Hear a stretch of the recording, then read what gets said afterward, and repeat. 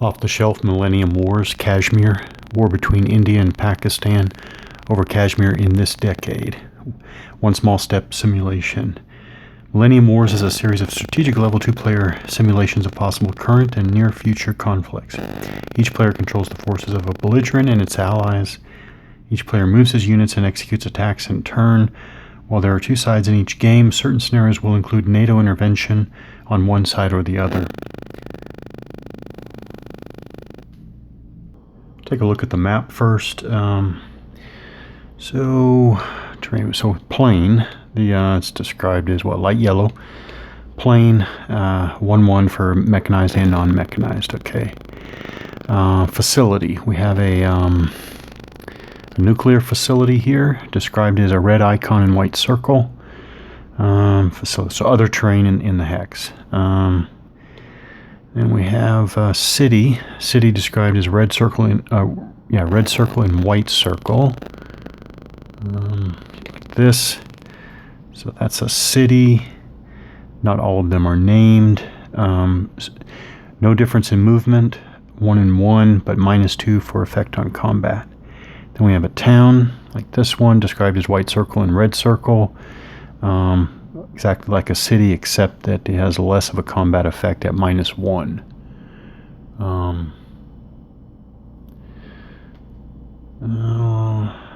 And then we have, lock.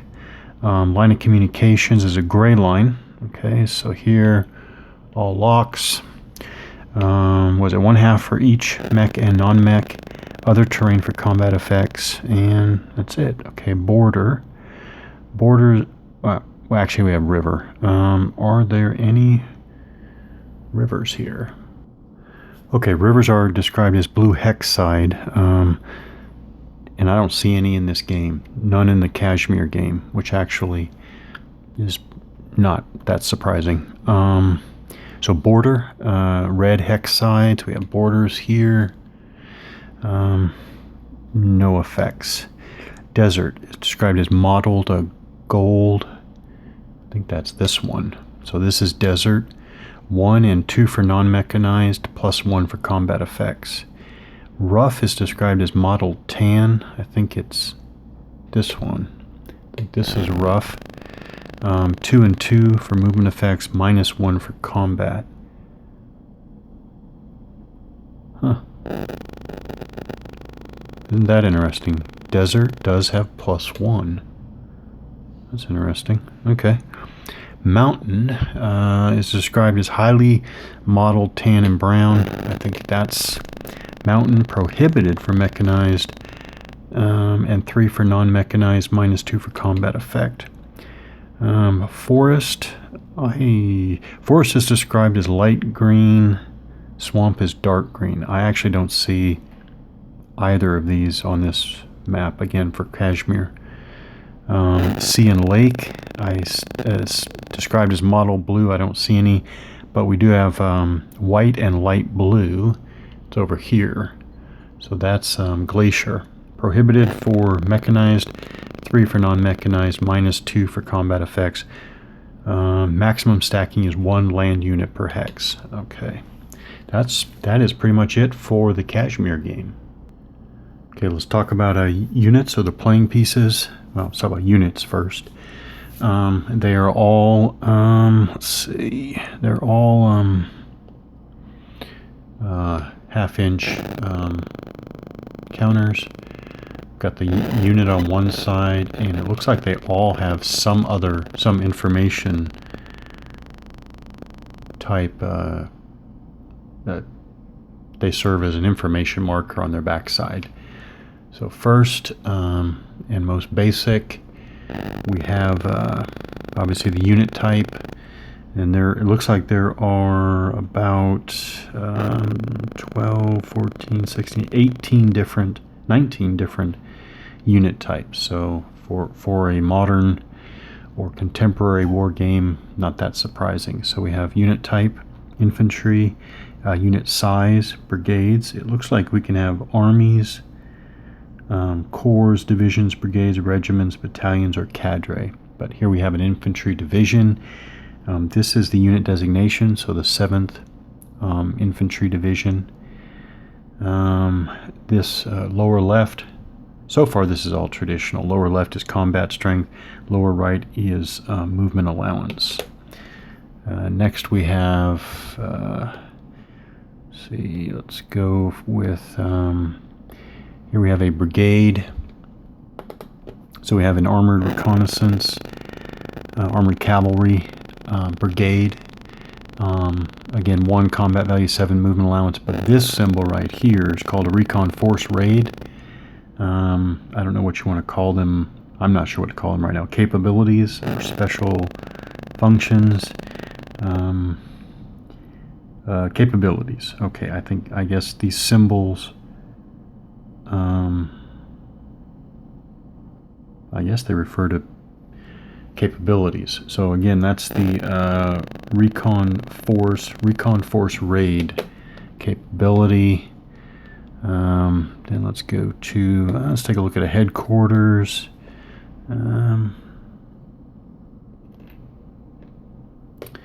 Headquarters, right there.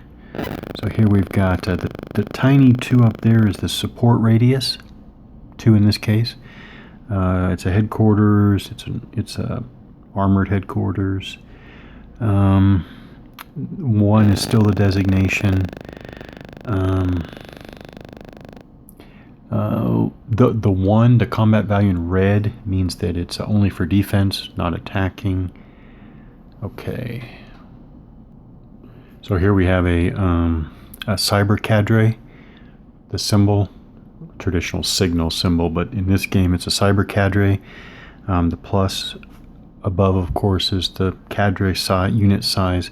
Again, 1 for defense only in combat and 3 for movement allowance. But the lightning symbol in the middle is an information warfare capability. So this unit is capable of information warfare.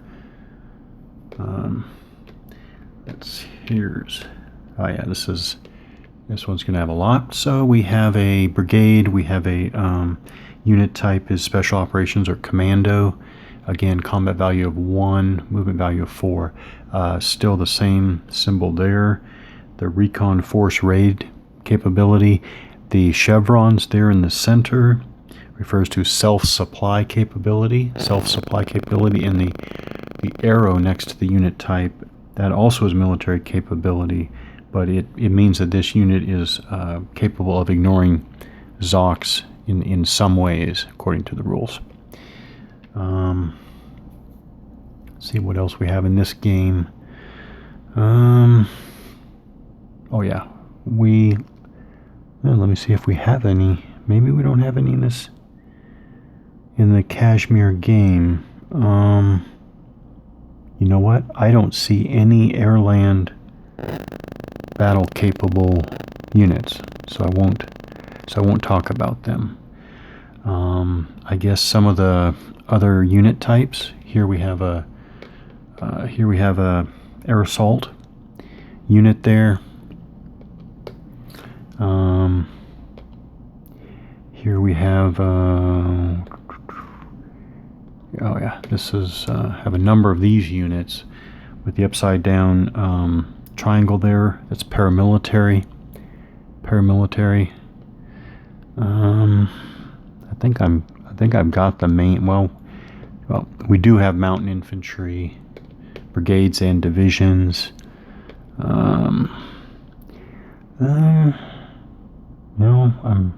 A quick scan of the counter mix. That looks like the main. We have mech infantry. That does look like the main type. So that's for the playing pieces, the units. For information markers, we've got air move. We've got air move markers. We also have C4 eye level markers for each side. We've got disrupted markers and ops complete markers. We have political markers, 10s and 1s, and a game turn marker. Okay, I don't always do this, but this little game, it does come with its own little charts and tables book. So because of that, we're going to take a look at this. So that again is the train effects table. This is the sequence of play with the first player turn, second player turn, all the phases and impulses. It goes all the way over to here, but really what it is each side will be able to do like 1 to 3 impulses. Each impulse being movement, reaction phase by the opposing player, and combat. Okay. There again is the counter descriptions, unit types, unit size, standard stuff. Here, interestingly, but not so surprising for a contemporary war game, we have 3 different CRTs. One's labeled a raid CRT, an assault CRT, and an air-land battle CRT, which again I did not see. So now I'll go back. This is the symbol right here. That symbol right there is an air-land battle symbol. And again, in this counter mix for oh wait a minute, it's probably the NATO. I completely forgot about the NATO pieces. Okay, there we are. Okay, yeah. So the 11th Armored Cavalry there, right there. It does right, yeah. Right there, 11th Armored Cavalry Regiment. It has the air-land battle symbol. Actually, probably every single one, or nearly every single one of the NATO. Yeah. Okay. Oh, I do want to talk about another one, which is I like it a lot, or at least the idea. Let's see it in practice. See this unit here, the 18th Air Assault Brigade. So again, it is also air assault. Yeah, I think they're all the NATO. So these green units are NATO units. It's air-land battle capable, but also the white circle that's behind all the information. That means that unit has a deep, I think they call it a deep ZOC. Basically, it's a 2-hex. So those are the NATO units. It has a 2-hex ZOC, which is pretty neat. Okay, so we do have airland battle capable units, so they can, if NATO comes in, I should say. I don't see any on the Indian and Pakistan. In the army mixes for Pakistan and India, I don't see any airland battle capable. Okay, we've got all the combat results here. So it's a little interesting. Attacker ambushed, attacker disrupted, attacker eliminated, attacker retreats, mutual attrition, bloodbath, defender ambushed, defender disrupted, defender eliminated, retreats. Advance after combat and retreats. Alright, we got information warfare table. Actually, I should talk about the so-called advanced, well, there are so-called advanced rules, yeah. Air superiority table, recovery table, random events table.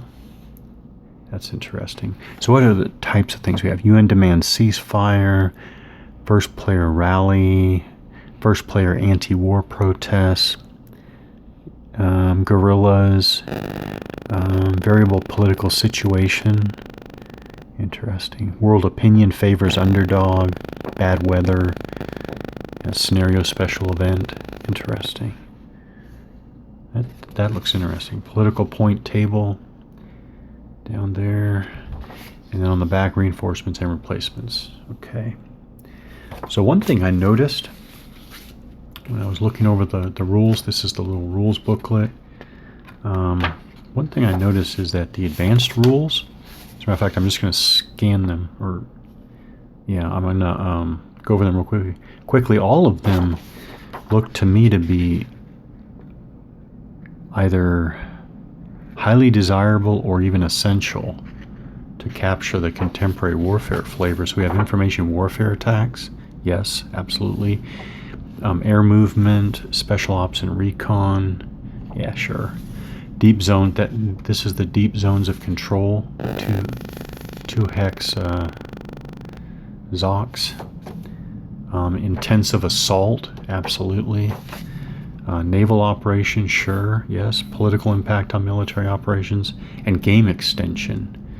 Interesting. So, like I said, all of these advanced rules look either highly desirable or even really essential to capturing, the flavor of contemporary warfare.